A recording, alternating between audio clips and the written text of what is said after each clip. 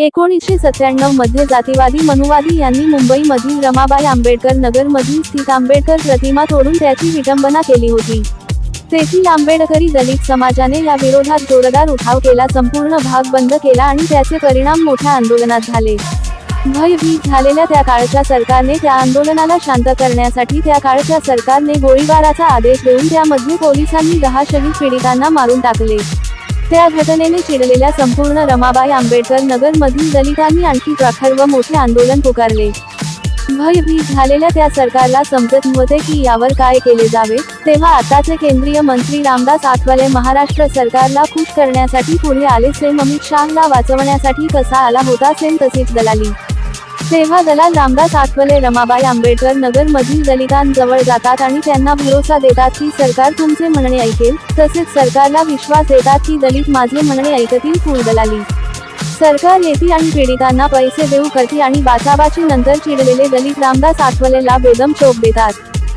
तेव्हा तेथे उपस्थित पोलिसांनी कसे तरी आठवलेला दलितांचा मार खाण्यापासून वाचवले।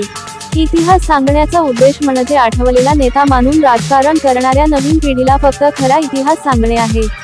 रामदास आठवले हे दलित समाजाचे नेते नसून देशाच्या आणि राज्याच्या राजकारणात एक विदूषक म्हणून त्यांची मलिन छवी आहे, जी महाराष्ट्रातील संपूर्ण दलित समाजासाठी घोर घातक आहे।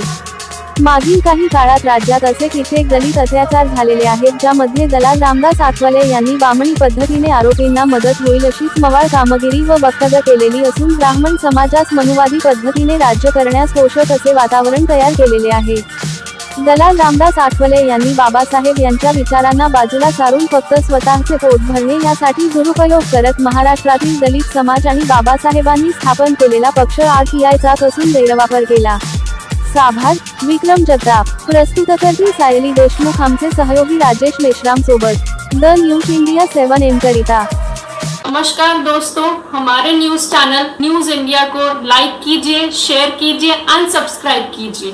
हम मिलेंगे फिर। धन्यवाद।